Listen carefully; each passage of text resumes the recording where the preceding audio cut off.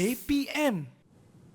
Assalamualaikum, apa khabar semua? Kepada calon SPM, anda sedang menyaksikan Sukses SPM 2022 Pecutan bersama saya Syamira Nazir. Hari ini kelas kita akan memfokuskan mata pelajaran rekaan dan jahitan pakaian, dan istimewanya kelas hari ini akan dikendalikan oleh seorang guru yang merupakan Ketua Panitia Pendidikan Seni Visual. Siapakah beliau? Jom kita kenali guru kita dengan lebih rapat. Kita saksikan profil guru.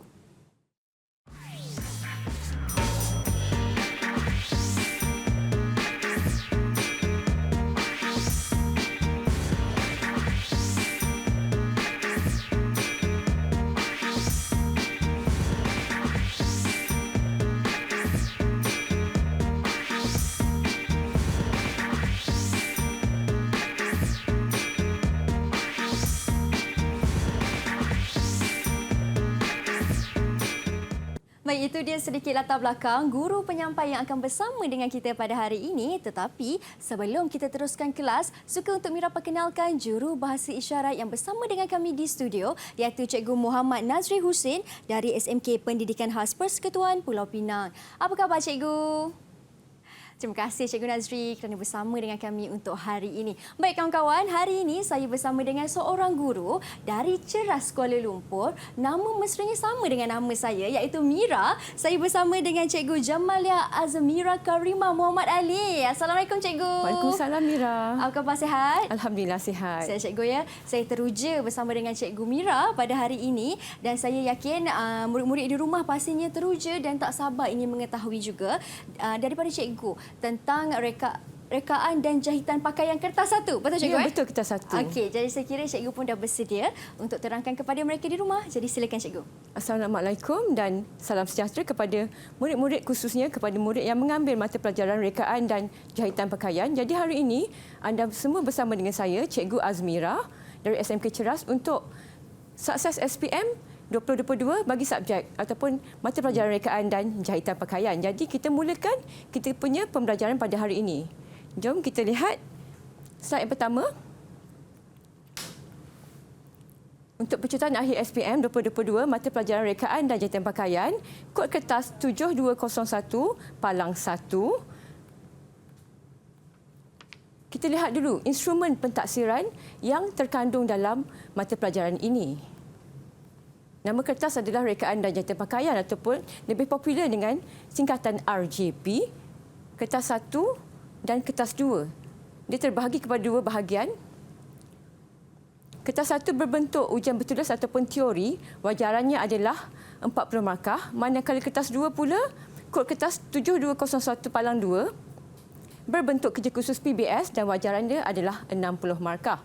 Jadi kita lihat kat sini, bagi kertas 2 sebenarnya, murid-murid telah menyelesaikan kerja khusus ini di dalam kelas, manakala apa yang perlu difokuskan oleh murid-murid untuk SPM nanti adalah bagi kertas 1. Dan tarikh peperiksaannya, tarikh ujiannya adalah pada 2 Mac 2023, 2.30 petang hingga 4.30 petang. Jadi murid-murid boleh ingat tarikh ini untuk peperiksaan SPM kelak. Berikutnya, kita lihat pentaksiran untuk kertas 1 ada dua bahagian, bahagian A dan bahagian B. Bahagian A ini mengandungi 15 soalan berbentuk respon terhad, dan bahagian B pula respon mengandungi 4 soalan dan responnya adalah terhad dan juga respon terbuka. Tempoh ujian 2 jam, bagi bahagian A 60 markah dan setiap satu soalan tu antara 1 hingga 5 markah bagi setiap soalan. Manakala bahagian B pula, jumlah markahnya adalah 40 markah dan setiap satu soalan tu berjumlah 10 markah. Kita lihat pula apa yang terkandung dalam modul pembelajaran rekaan dan jahitan pakaian ini. Untuk tingkatan 4 ada 7 modul kesemuanya. Yang pertama adalah modul 1, pengenalan kepada bidang rekaan fashion dan pembuatan pakaian. Yang kedua, bahan dan alatan jahitan. Yang ketiga adalah fabrik. Modul 4, sampel jahitan. Modul 5, seni reka fashion. Modul 6, proses penghasilan pakaian. Dan modul 7 adalah pakaian casual. Kita lihat pula modul yang terkandung dalam tingkatan 5 pula. Tingkatan 5 ada 4 sahaja modul, bermula dengan modul 8, pakaian tradisional. Modul 9, pakaian kanak-kanak. modul 10 rekaan fashion pakaian dan modul 11 projek keusahawanan. Baik, Cikgu. Ya. Jadi ke-11 modul ini bakal ditanyakan di dalam kertas satu. Ya, betul. Baiklah. Okey, kalau macam tu kita nak berhenti berehat seketika kerana saya yakin Cikgu Mira akan sambung semula kelas lepas ini dengan lebih mendalam lagi bagi setiap satu modul untuk memastikan murid-murid dapat memahami dengan jelas. Tetapi kita nak berhenti berehat seketika, kita akan kembali semula selepas ini hanya di Sukses SPM 2022 Pecutan. Didik TV KPM.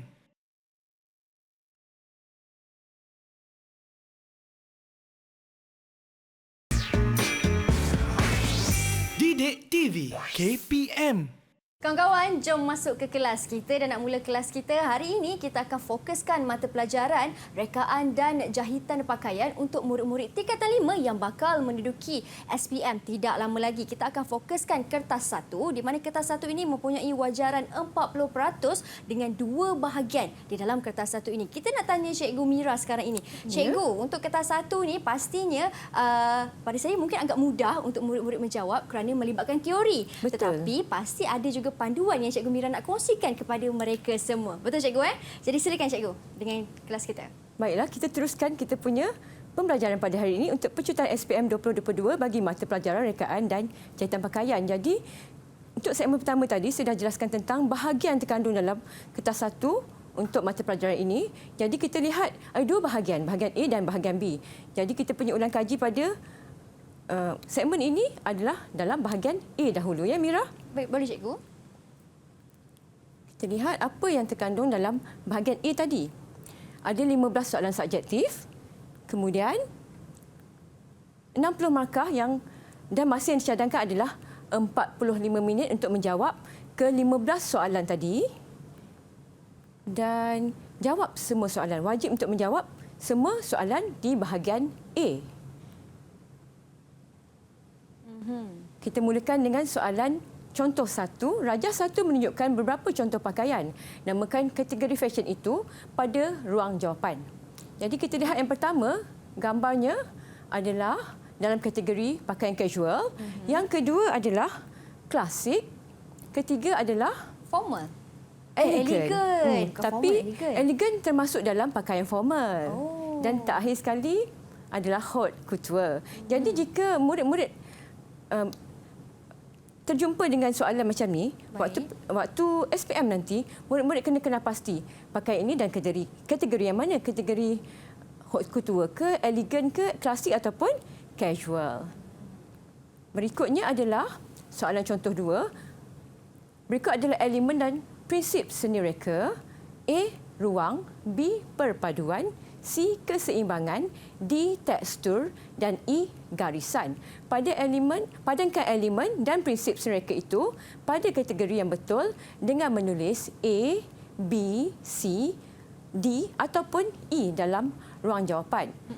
Jika ada soalan macam ni di dalam SPM nanti, murid perlu kena pasti dahulu yang manakah satu elemen seni reka dan yang mana pula prinsip seni reka. Kenal pasti dahulu, kemudian baru masukkan jawapan di dalam ruang jawapan tersebut. Kita lihat yang mana satu dalam elemen seni reka. A. Ruang. Okey, seterusnya adalah D. Tekstur. E. Garisan. Prinsip seni reka adalah B. Perpaduan. Dan yang terakhir sekali adalah C. Keseimbangan. Okey, baik. Cikgu Mira, saya ada satu soalan nak tanya. Kalau tengok dalam jawapan yang diberikan bagi elemen seni reka dan juga prinsip seni reka, jawapan tulis dalam A, D, E dalam bentuk abjad. Tapi Betul. kalau ada sesetengah murid yang menjawab, mereka tulis ruang, bukannya A. Mereka tulis ruang, D, mereka tulis tekstur. Boleh ke Cikgu? Maksud Mira mereka tulis balik jawapan tu. Betul. Jawapan penuh. Bagi saya lebih baik kalau murid menuliskan simbol yang mewakili jawapan tersebut, sebab jika kita tidak mengikut arahan dalam soalan, takut kita kehilangan markah dekat situ. Satu lagi, setengah ruang jawapannya agak kecil, jadi nak menulis balik jawapan yang diberikan nanti takut tak muat. Baik. Baik Cikgu. Jadi lebih baik ikut je arahan yang diminta dalam soalan. Baik Cikgu. Berikutnya adalah soalan contoh 3. Rajah 2 menunjukkan simbol label jagaan tekstil antarabangsa.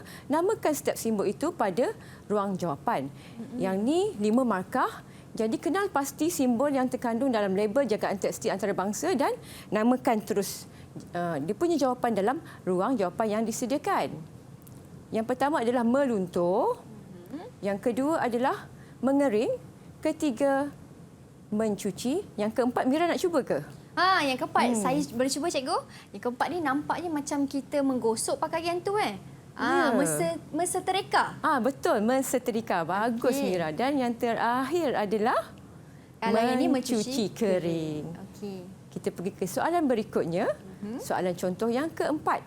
Rajah 3 menunjukkan bahagian lengan dan juga lubang lengan yang dijahit pada sehelai blaus. Maka ada 5 dekat sini. Yang ini adalah soalan berbentuk menyusun artus semula langkah kerja yang tidak mengikut urutan. Jadi tuliskan 1, 2, 3, 4 dan 5 mengikut urutan yang betul. Langkah kerja memadankan lengan tersebut dalam ruang jawapan. Yang pertama adalah menemukan SL lengan berhadapan. SL maksudnya sebelah dalam. Yang kedua adalah menyemat dengan peniti dan jahit mesin GP kepala lengan, GP kelim lengan kanan dan kiri. Kemudian membuka dan menekan kelim. Keempat adalah menemukan GTL dengan garisan bahu. GTL adalah garisan tengah lengan dan GP tadi adalah garisan pemadan. Memang kita gunakan singkatan dalam buku teks. Maaf.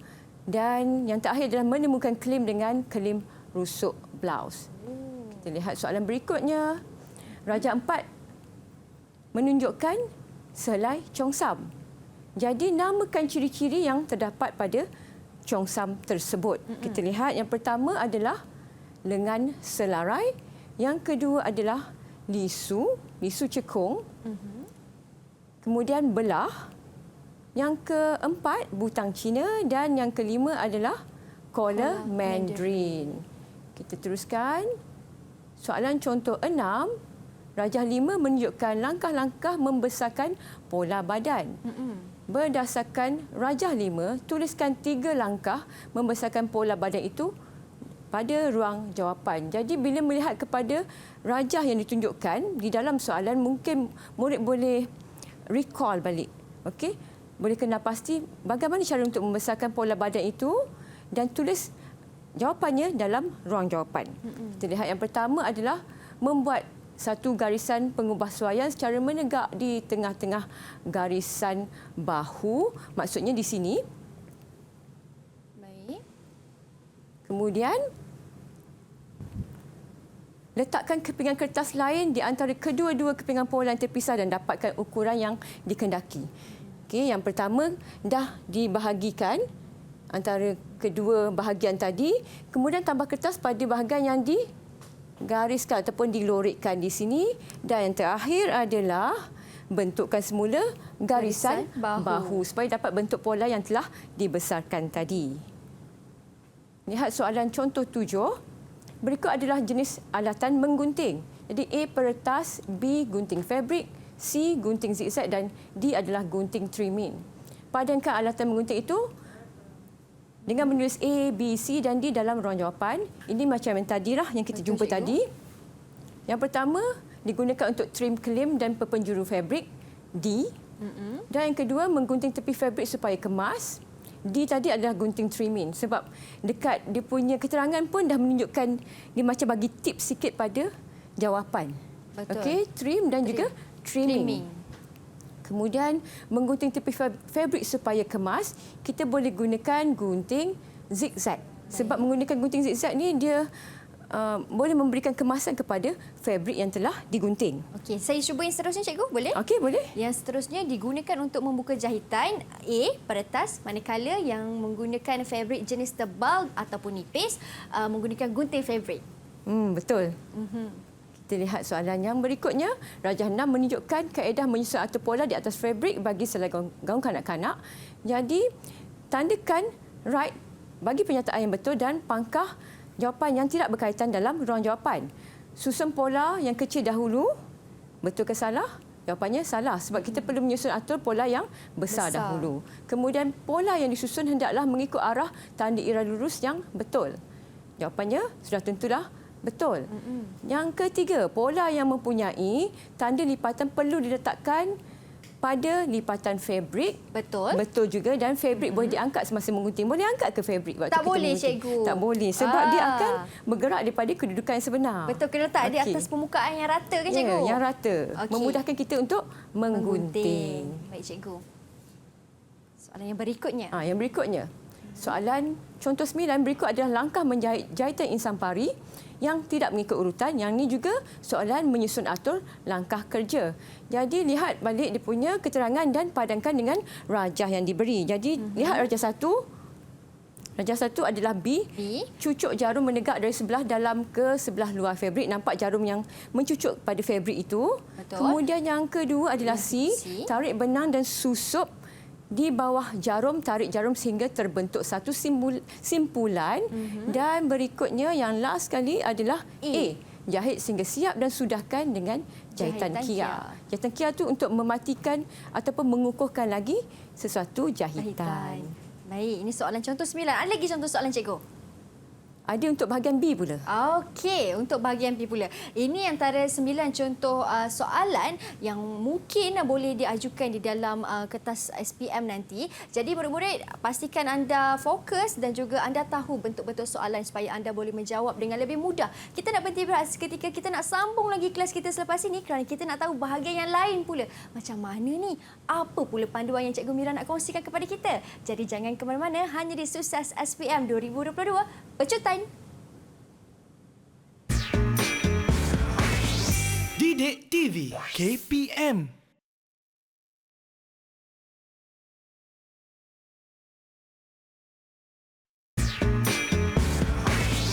Didik TV KPM. Baik kawan-kawan, jom masuk ke kelas. Hari ini saya bersama dengan Cikgu Mira. Kita nak fokuskan bagi mata pelajaran rekaan dan jahitan pakaian untuk murid-murid tingkatan 5. Sekarang ni kita nak tahu pula bagaimana teknik yang terbaik untuk menjawab bahagian B. Macam Cikgu Mira dah terangkan tadi, bahagian B mempunyai 4 soalan dan keempat-empat soalan ini wajib untuk murid-murid jawab. Jadi Cikgu Mira, macam mana ni untuk murid-murid dekat rumah nak tahu dan faham dengan lebih jelas apa sebenarnya teknik yang terbaik untuk menjawab 4 soalan ni? Silakan. Okey, jom kita sambung balik kita punya pembelajaran pada hari ini untuk pecutan SPM 2022 bagi mata pelajaran rekaan dan jahitan pakaian. Tadi kita dah mempelajari tentang bahagian A dan kita lihat pula bagaimana bentuk soalan bahagian B ni. Jom kita sambung. Jadi bahagian B ada 4 soalan subjektif, kemudian 40 markah bagi 4 pecahan soalan. Jadi setiap satu soalan tu merangkumi 10 markah.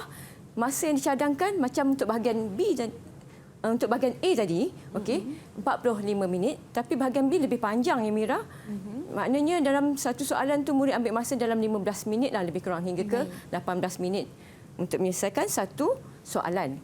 Masa dicadangkan 75 minit, saya ulang balik, dan kemudian jawab semua soalan. Maksudnya untuk bahagian A dan juga bahagian B, murid wajib jawab untuk semua soalan dalam kertas rekaan dan jahitan pakaian ni. Kita terus lihat soalan contoh 1. Rajah 8 menunjukkan proses menekan yang dilakukan dalam proses penghasilan pakaian. Jadi sebenarnya proses ini murid-murid telah lakukan sewaktu murid menghasilkan pakaian. Berdasarkan rajah 8, terangkan 3 tujuan menekan tersebut dan ruang jawapan. Kita lihat yang pertama, supaya pakaian elok, rata dan kemas. Mira nak cuba ke jawab yang nombor 2 sebab kita mensetrika pakaian ni adalah kawan baik kepada proses dalam penghasilan pakaian. Jadi kalau Mira nak cuba jawab soalan nombor 2. Boleh cikgu. Soalan nombor 2 pastinya untuk memudahkan lagi proses menjahit. Betul. Bila kita menggosok satu bahagian yang telah dijahit tu, dia akan mendapat permukaan yang lebih rata, lebih elok. Jadi dia memudahkan lagi proses untuk murid-murid menjahit pakaian. Dan yang ketiga adalah memberi bentuk yang elok kepada pakaian supaya pakaian itu tidak keronyok, tidak kedut-kedut dan nampak lebih kemas.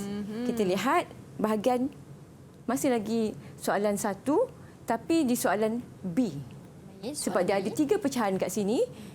Nyatakan 3 bahagian pakaian yang perlu ditekan semasa proses menjahit. Sebenarnya ada banyak bahagian yang boleh ditekan sewaktu kita melakukan kerja-kerja menjahit ni, tapi saya minta 3 sahaja.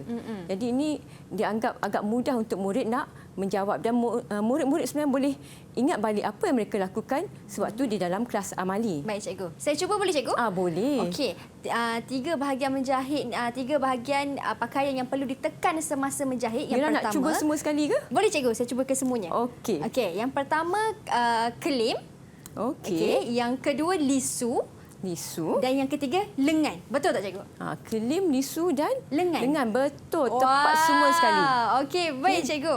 Untuk yang C pula, cikgu? C senaraikan 4 alatan yang digunakan dalam proses menekan. Sudah tentulah kalau kita lihat gambar yang tadi tu, ada gambar setrika di situ. Betul. Tapi apakah alat lain yang boleh membantu untuk proses menekan ni? Jadi yang pertama adalah sudah tentu setrika itu sendiri. Betul. Yang kedua adalah papan menekan. Sebab kalau ada setrika, ada pakaian, kita perlukan tempat untuk kita menekan pakaian tersebut. Yang ketiga adalah wap ataupun setrika yang menggunakan wap. Dan yang keempat adalah kain lapik setrika. Jadi papan menekan tu satu alat, dan lapik ni pula, kain lapik ni adalah untuk membalut papan menekan tersebut. Kita lihat soalan kedua pula. Ini soalan pengiraan kos, dan soalan pengiraan kos ni biasanya memang agak popular di dalam SPM. Jadual 2 menunjukkan senarai bahan dan juga jumlah skos bahan yang diperlukan untuk menjahit sepasang baju kanak-kanak. Soalan pengiraan kos ni murid-murid kena kenal pasti apa yang diminta dalam soalan tu, sebab takut tersalah jawab, tersalah kira, sebab selalunya pecahan dia ada dalam 3 hingga 4 pecahan, dan setiap satu pecahan tu dia ada perkaitannya. Kalau tersalah jawab soalan yang bahagian A tadi, pecahan A tadi, takut nanti murid menjawab di bahagian B dan C pun takut tersalah juga, sebab takut dia punya pengiraan tu salah daripada mula sampai ke akhir. Jadi lihat apa yang diminta, ditunjukkan senarai bahan, okey, jumlah kos bahan. Kemudian lihat apa yang ada dalam bahan dia. Jadi kita lihat soalannya, berdasarkan jadual 2, hitung kos bahan untuk menjahit sepasang baju kanak-kanak. Dia punya markah 2. Okay. Sepasang. Baik. Kadang-kadang diminta 10 pasang, 15 pasang. Jadi murid kena pasti, sepasang sahaja. Jadi lihat bahan tadi, kita senaraikan balik bahan yang terkandung pada soalan tadi. Fabrik kapas RM30, benang RM1, lapik dalam RM3 dan zip RM2. Yang ni pun jika murid menyalin semula daripada soalan, pastikan nombornya betul semuanya untuk mendapatkan jumlah kos bahan.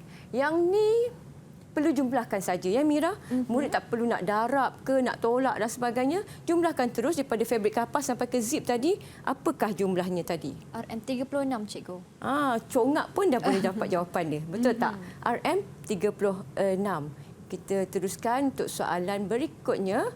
Masih lagi soalan 2 di bahagian B. Maaf. Pecahan nombor 2. Dia A tapi pecahan nombor 2. Jumlah kos pengeluaran jika kos upah sepasang baju kanak-kanak adalah RM20 dan kos sampingan adalah RM4. Markahnya 3 kat sini.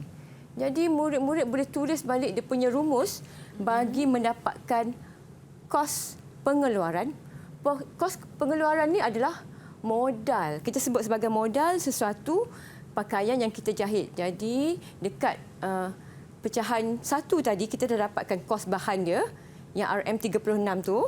Lepas tu kita tambahkan terus dengan jumlah kos upah tadi. Okey. Dan upah dekat sini dan kos sampingan. Jumlahkan je terus, Mira.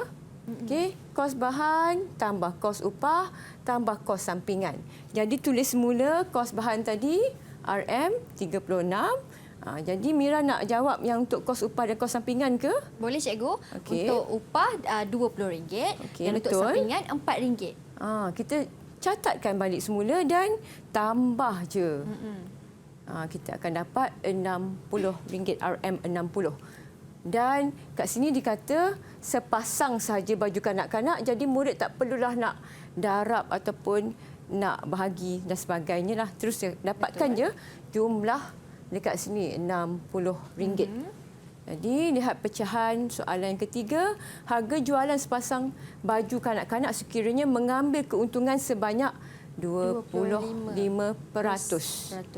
Jadi jika kita nak menjual sepasang baju ataupun berhelai-helai pun, kita kena tahu dia punya harga jualan dan berapa keuntungan yang kita dapat. Macam tadi, kita dapat kos pengeluarannya RM60. Tapi adakah kita nak jual dengan harga RM60 juga? Tak cikgu. Kita nak untung sebanyak 25%. Apa jadi kalau tak ditambah dengan keuntungan tadi? Rugilah kita cikgu, tak ada untung. Betul. Sebab kita dah menggunakan kos untuk bahan, untuk upah, membayar upah pekerja dan kos sampingan tadi. Kalau tak ambil keuntungan, nanti perniagaan pun boleh lingkup juga. Ya. Betul. Okey, harga sepasang baju kanak-kanak tadi kita masukkan balik dengan jumlah kos pengeluaran tadi ataupun kita punya modal yang kita gunakan dalam menjahit sepasang baju. Okey, letakkan kat situ RM60 darab dengan 25% tadi. Kemudian kita dah darabkan, catatkan semula 60 dan tambahkan 25% daripada 60 kita akan dapat 15. Ini pun boleh congak juga. Dan kita terus jumlahkan terus RM60 tambah dengan 15 akan jadi 75. Jadi dekat sini kesilapan lazim yang biasanya murid lakukan, jika yang pertama murid dah betul untuk kos bahan tadi dan kos pengeluaran murid dah tambah dengan betul juga untuk kos upah, kos sampingan dan kos bahan untuk mendapatkan kos pengeluaran. Kadang-kadang dekat keuntungan ni murid selalu buat kesilapan sebab bila murid dah mendarabkan dan mendapatkan keuntungan tadi RM15 tapi murid terlupa pula nak tambah dengan kos pengeluaran. Jadi jawapannya kadang-kadang murid tulis RM15 sahaja. Okey. Selalu macam tu. Selalu saya sangat jumpa murid yang terlupa nak tambahkan balik harga jualan tu, kos pengeluarannya dengan keuntungan. Jadi tak dapatlah jawapan penuhnya kat sini. Baik cikgu. Cikgu, saya ada satu soalan nak tanya. Kalau ada murid yang menjawab soalan pengiraan ini, mereka hanya menulis jawapan saja pada akhir itu. Mereka tidak menunjukkan jalan kerja. Adakah jawapan mereka masih diterima? Maksud Mira, mereka terus ditulis macam kat sini. Ya. Okey, kos upah sepasang tulis RM60 macam tu. Dia tidak menunjukkan jalan kira. Nanti kita akan kehilangan markah. Saya bimbang murid akan kehilangan markah sebab kita lihat markah kat sini 3 markah. Jadi kalau tulis 60 RM60 sahaja akanlah kekurangan beberapa markah dekat situ. Okey, baik cikgu. Jadi kalau boleh daripada awal tadi pecahan nombor 1, 2 dan 3 tu buat dengan lengkap, kira dengan betul supaya langkah daripada yang pertama sampai terakhir tu dapat jawapan yang betul sampai ke yang terakhir ni. Okey, yang kedua dan ketiga kena betul kesemuanya. Nanti rugi kalau kita salah satu je, habis akan salah semua sekali. Baik cikgu. Dan kita lihat yang terakhir, cadangkan 2 cara untuk meningkatkan keuntungan tanpa menaikkan harga jualan. Macam mana tu? Kita dah gunakan bahan dan membayar kos upah, ada kos sampingan juga tapi nak meningkatkan lagi keuntungan dengan tidak menaikkan harga jualan. Bolehkah dapat untungnya, Mira? Boleh. Macam mana caranya? Mira ada cara dia? Saya rasa cikgu, cara yang terbaik untuk untuk mendapatkan keuntungan tapi tak nak menaikkan harga jualan. Yang pertama, untuk membeli bahan secara pukal, secara banyak untuk mendapatkan harga yang lebih rendah. Betul. Bila kita membeli barang secara pukal ataupun borong, kita dapat harga yang lebih murah lagi lah. Jadi kat situ kita dapatkan naikkan dia punya bukan naikkan, kita dapat keuntungan tanpa menaikkan harga jualan. Dan Kita lihat yang kedua. Mira jawab tadi betul tak? Kita cek balik. Membeli bahan secara pukal untuk mendapatkan harga lebih rendah, dan berikutnya adalah menjahit sendiri pakaian. Sebab bila murid-murid dah ada kemahiran menjahit, apa kata jahit sendiri pakaian tu untuk mengurangkan kos membayar upah. Sebab sekarang ni pun kos membayar upah pun dah mahal. Jadi kita nak dapatkan keuntungan kat situ, kita boleh menggunakan beberapa cara untuk mendapatkan keuntungan tanpa menaikkan harga jualan tadi.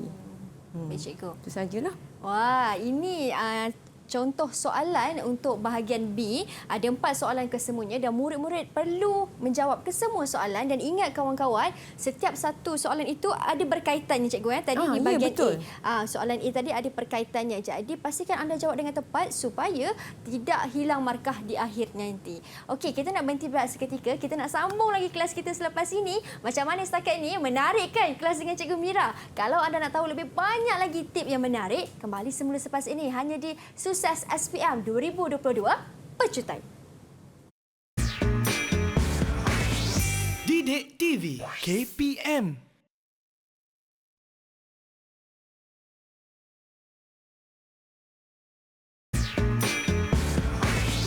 Didik TV KPM. Baik kawan-kawan, jom masuk ke kelas. Dan untuk segmen ini, kita nak fokuskan bagi pengiraan kos. Mana yang rasa macam dah mengantuk ke apa? Jangan mengantuk kerana ini merupakan segmen yang penting untuk murid-murid faham dan jelas. Okey cikgu, untuk segmen ini cikgu, pengiraan kos. Betul tak cikgu? Betul, pengiraan kos. Pengiraan kos yang tadi itulah. Kira-kira ni lah ni. Betul, yang kira-kira tadi itulah. Okay. Maksudnya kalau di dalam SPM nanti murid perlu bawa kalkulator untuk membuat pengiraan. Kena bawa kalkulator. Ingat tu kawan-kawan, kalkulator jangan tinggal. Okey cikgu, untuk segmen ini apa pula yang cikgu nak kongsikan kepada mereka semua? Kita masih lagi dalam bahagian B, tapi tadi kita dah jawab 2 soalan. Kalau dalam SPM nanti ada 4 soalan semuanya, betul tak? Betul. Jadi 2 dah jawab tadi, pengiraan kos dan juga soalan berkaitan dengan mensetrika tadi. Betul. Menekan dengan setrika bahagian yang kita telah jahit. Kemudian lihat pula sambungannya, masih lagi bahagian B. Rajah 9 menunjukkan sehelai skirt. Skirt ni pun warna merah. Okey. Berdasarkan Rajah 9, nyatakan 3 jenis penyudah tepi yang boleh dijahit pada skirt itu. Mira rasa apakah maksud penyudah tepi ni? Penyudah tepi. Kita dah jahit baju, okey, dah jahit satu skirt tu, dah sambungkan bahagian kiri kanan dia. Tapi kat bahagian atas ni, okey, dengan bahagian bawah, kalau kita tak sudahkan dia, nanti benang akan terkeluar. Betul. Ataupun disebut sebagai berjerumbai. Jadi itulah sebenarnya penyudah tepi. Kita nak mengemaskan lagi sesuatu pakaian supaya nampak lebih menarik dan tidak terkeluarlah bahagian-bahagian benang tadi. Jadi untuk skirt, kalau Mira lihat kat sini ada beberapa jenis penyudah tepi yang kita boleh sudahkan pada skirt tersebut. Kita lihat apakah jawapannya. Mira nak cuba? Boleh cikgu. Jawapan yang pertama, kelepek kecil. Kelepek kecil. Betul, kelepek kecil. Sebab kita lihat bentuk skirt ni skirt yang kembang. Jadi kalau kita menjahit dengan kelepek yang agak besar saiznya, mungkin tidak sesuai sebab dia kembang dan melengkung. Jadi dia perlukan kelepek yang kecil. Selalunya kita jahit kelepek kecil ni selain daripada bahagian yang kembang seperti skirt, baju yang kembang ataupun lengan yang rekaannya kembang, boleh juga dijahit pada hujung tepi selendang ataupun shawl supaya lebih kemas. Takkan nak pakai shawl dengan jahitan yang besar. Betul-betul. Jadi kita gunakan kelepek kecil ataupun dalam bahasa Inggeris kita sebut sebagai baby seam. Okey cikgu, saya tahu. Seterusnya. Okey cikgu, seterusnya kalau saya cuba boleh cikgu? Boleh. Untuk seterusnya saya rasa ikatan pinggang. Okey, ikatan pinggang yang saya sebutkan tadi bahagian atasnya. Ya. Jadi seterusnya adalah ropol. Ropol boleh dijahit pada bahagian mana ya Mira? Boleh jahit kalau di tangan, mungkin di lengan tangan. Itu pada pakaian. Kalau pada skirt kita boleh jahit pada bahagian bawah. Kalau bahasa Inggeris kita sebut sebagai ruffle. Dia lebih kurang macam ni lah bentuk dia. Jadi dapat memberikan hiasan kepada skirt tersebut. Jadi kalau skirt yang nampak macam biasa-biasa je, kita masukkan dengan ropol ni. Nampak lebih menarik lagi. Kalau untuk pakaian kanak-kanak memang sangat sesuai dimasukkan hiasan seperti ropol sebab memberikan bentuk ataupun skirt yang lebih menarik lagi. Nampak lebih comel kalau kanak-kanak pakai. Betul, cikgu. Okey, kita lihat B pula. Terangkan 4 fungsi penyudah tepi pada skirt. Fungsi dia, macam saya dah sebut tadi, beberapa fungsi. Jadi yang pertama adalah memastikan tepi pakaian tu lebih kemas supaya benangnya tak terkeluar dan tidak mudah koyaklah sebenarnya. Okey, yang kedua Mira nak cuba? Boleh, cikgu. Antara fungsi lain bagi penyudah tepi untuk mengukuhkan bahagian hujung skirt. Betul, mengukuhkan lagi bahagian hujung skirt tadi.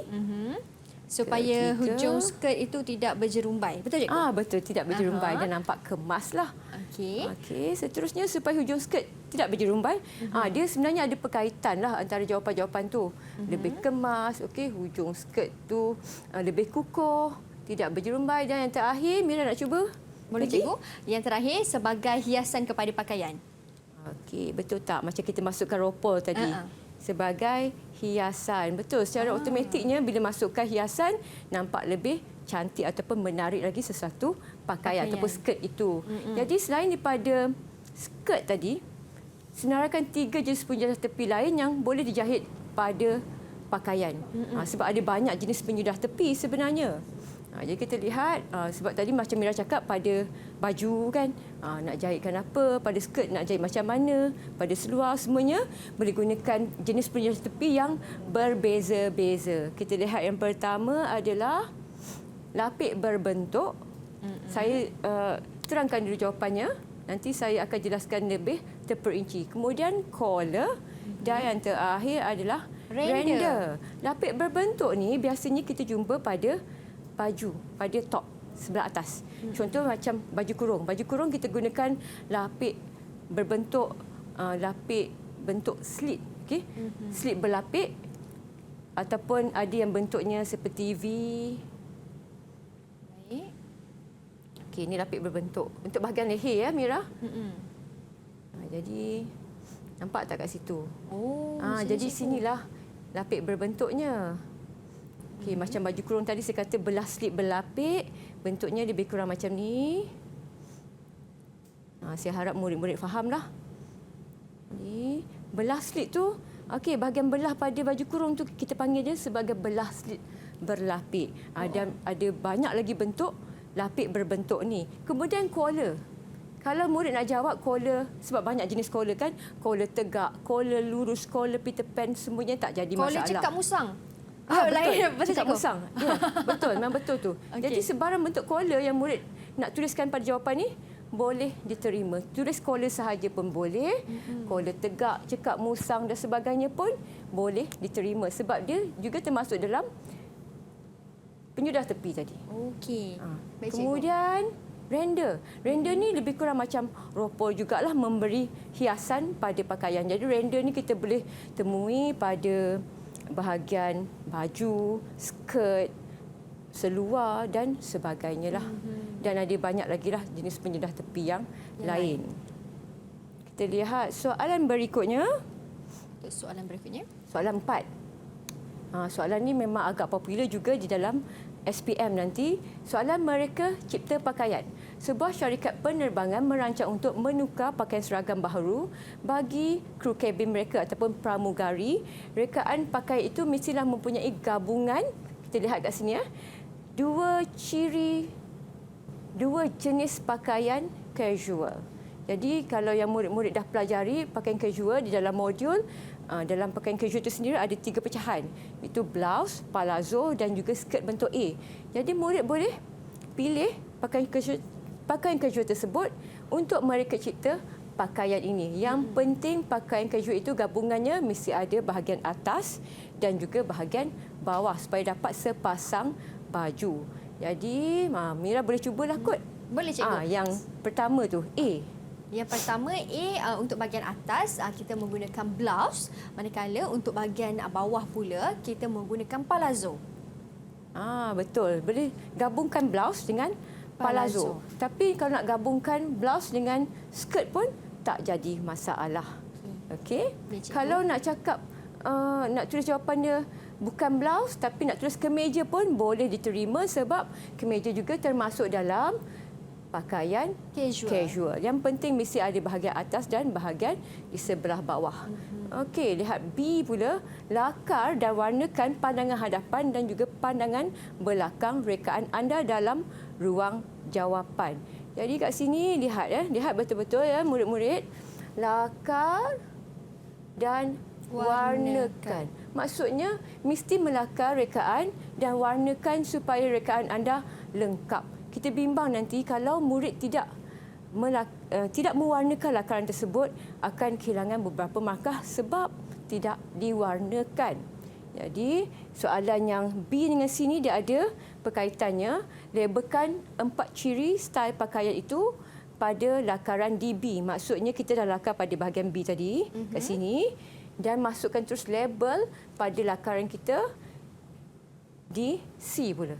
Baik. Okey, label C tu dimasukkan di B. Kita lihat lakaran.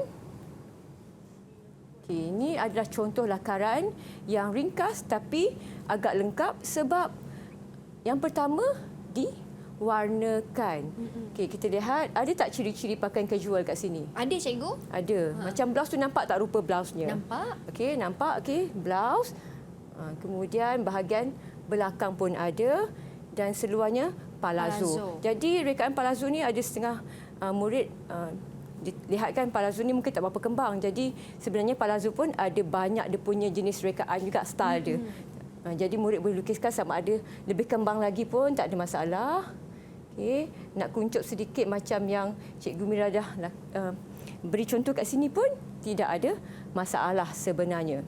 Jadi kita lihat dah diwarnakan, dah dilakar warnakan, kena label setiap ciri style pakaian tu. Ciri style merangkumi yang pertama adalah lengan padanan rata. Ada banyak jenis lengan sebenarnya. Okey, lengan kembang, lengan kemeja, lengan raglan dan sebagainya. Jadi murid boleh tulis mana-mana satu ciri yang murid dah gambarkan dalam lakaran tadi. Kedua, pada lengan ada cuff sebab ada bahagian butang dekat sini. Okey, jadi butangnya kat sini ada cuff lah. Cuff dilakarkan pada bahagian hadapan dan belakang juga supaya nampak rekaan tu lebih seimbang. Mira nak cuba yang berikutnya sebab saya dah labelkan kat situ. Okey, yang di atas pula saya rasa itu collar, cikgu. Ya, betul. Itu collar. Collar pun ada banyak jenis juga. Collar lurus. Macam saya cakap tadi, Mira cakap apa? Collar cakap musang kan. Jadi boleh labelkan dengan collar dan berikut adalah butang dan lubang butang. Butang dan lubang butang dan juga collar. Kalau nak labelkan lebih daripada 4 ciri ni boleh ke? Sebab dalam soalan minta 4 je Mira. Jadi kalau murid nak labelkan lebih boleh ke tak? Boleh ke, cikgu? Boleh sebab mana tahu kalau salah satu daripada label tu salah. Jadi murid masih lagi ada markah tambahan dekat situ. Sebab ciri-ciri pada pakaian ini sebenarnya ada banyak. Contohnya murid nak labelkan sini adalah palazzo. Okey, nak labelkan palazzo di sini. Tidak ada masalah. Labelkan lebih daripada 4 pun okey, tidak ada masalah sebab boleh membantu murid untuk mendapatkan lagi markah dalam soalan lakaran ni. Lebih tak apa, kurang jangan. Ya, betul. Sebab untuk bahagian B ni kena ingat ada 10 markah. Baik, cikgu. 10 markah kalau kehilangan dapat 5 markah saja nanti rugilah. Baik. Cikgu, saya ada satu soalan nak tanya. Bila cikgu pesan tadi supaya murid-murid melakar dan mewarna. Kalau Betul. untuk mewarna gambar ni kan cikgu, apa medium yang terbaik untuk mewarna? Boleh ke murid-murid warna menggunakan selain daripada warna pensel? Boleh, tak ada masalah. Yang penting medium tu ataupun bahan tersebut mudah kering. Kalau lambat kering, contohnya nak gunakan cat minyak, tak sesuai lah. Okey, kalau nak gunakan cat air, watercolour, boleh juga tapi pastikan tidak menggunakan terlalu banyak air. Boleh juga menggunakan pen marker dan juga crayon. Baik, cikgu. Okay, saya teruskan. Boleh. Tadi lakaran yang lengkap. Berikut adalah lakaran yang tidak lengkap dan tidak diwarnakan. Sebenarnya murid-murid yang membuat lakaran macam kosong saja, tak warna, menyumbangkan beberapa faktor. Yang pertama adalah tidak mengikut kehendak soalan. Yang kedua, lakaran menjadi kurang menariklah sebab tidak diwarnakan. Penat tak kalau dah lukis cantik tak diwarnakan? Okey, akan kekurangan beberapa markah lah dekat situ. Baik. Okey. Seterusnya kita lihat pula tips untuk menjawab soalan rekaan pakaian ni. Jadi yang pertama adalah bila jumpa dengan soalan ini kena pasti tema yang dikehendaki dalam rekaan tersebut. Kalaulah murid menjawab tidak ikut tema bagaimana? Kalau tak ikut tema, Boleh ke? saya rasa mungkin murid bakal kehilangan markah, cikgu. Mungkin bakal kehilangan markah, tapi kalau murid dah membaca soalan dan kurang pasti dengan tema yang dikehendaki, cuba jawab juga. Jangan dibiarkan kosong ruangan tersebut. Sebab dia sebenarnya bila membuat lakaran tu dapat menyumbangkan markah juga. Berikutnya, mengenal pasti bentuk badan, mempertimbangkan kesesuaian dan juga tujuan pakaian itu direka, memilih warna dan corak yang bersesuaian, melakar pandangan hadapan dan pandangan belakang, jangan lupa yang ini, mewarnakan dan terakhir sekali adalah melabel dengan menulis ciri pakaian yang telah direka. Baik, cikgu. Baik, seterusnya, cikgu. Kita lihat peralatan yang perlu dibawa semasa SPM nanti. Yang pertama, kalkulator. Kalkulator ni kita nak gunakan untuk soalan pengiraan kos tadi. Tak ada kalkulator mungkin susah sikitlah sebab terpaksa kira secara manual. Yang kedua adalah pembaris krokis. Pembaris krokis ni sebenarnya pembaris yang mempunyai bentuk badan manusia ataupun figura. Dapat membantu murid untuk menjawab soalan bahagian lakaran fashion pakaian tadi. Dan ini adalah medium yang agak penting, iaitu pensel warna. Kita dah habis kita punya ulang kaji. Jom kita lihat apakah tips yang dapat membantu murid-murid dalam SPM 2022. Pesanan akhir sebelum menghadapi SPM, yang pertama adalah membuat ulang kaji buku teks dan juga bahan bacaan yang berkaitan. Jangan lupa baca buku teks dan apa sahaja bahan bacaan yang telah diberikan oleh guru anda. Kemudian sentiasalah merujuk dengan guru dan bertanya sebarang bentuk masalah yang anda dapati. Kemudian, macam saya cakap tadilah, bahan dan peralatan yang perlu dibawa, bawa alat tulis, pensel, pemadam, pen, kalkulator, bahan mewarna dan juga alatan yang bersesuaian untuk melakar. Dan yang terakhir sekali adalah hadiah awal ketika SPM. Tarikh dia tadi, Cikgu Mira dah sebutkan bila?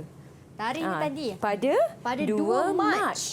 Ingat tu kawan-kawan. 23 jam 2.30 petang hingga 4.30 petang. Hadir kalau boleh 30 minit awal daripada masa SPM tu nanti. Dan yang terakhir sekali, kesilapan yang perlu dielakkan oleh calon ketika menjawab SPM, tidak membaca arahan soalan. Tolong elakkan. Jadi baca arahan soalan tu dengan betul-betul, dengan teliti. Kemudian tidak menjawab soalan sehingga selesai. Dibiarkan separuh saja daripada soalan tu.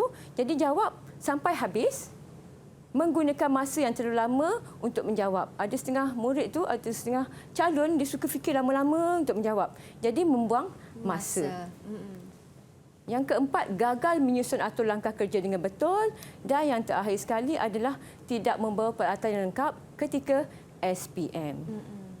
Itu sahaja tips daripada Cikgu Azmira. Dan kalau kita dah sampai ke penghujung ni, mungkin cikgu ada sedikit rumusan yang cikgu boleh kongsikan secara ringkas kepada mereka semua. Baiklah, saya galakkan murid-murid yang pertama macam saya cakap tadi, datang awal ketika peperiksaan, membuat persediaan yang awal juga sewaktu peperiksaan supaya tidak kelang kabut sewaktu ujian SPM nanti, dan berdoa.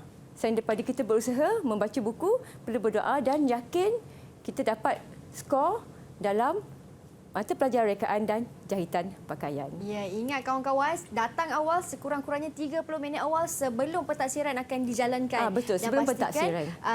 Dan pastikan jawab dengan baik dan sentiasa bertenang. Ingat pesanan cikgu dan gunakan ilmu yang cikgu dah kongsikan dalam kelas kita pada hari ini sebaiknya, dan semoga anda semua beroleh kejayaan. Kita jumpa lagi di episod akan datang. Saya Syamira Nazir. Assalamualaikum dan salam sejahtera. Bye!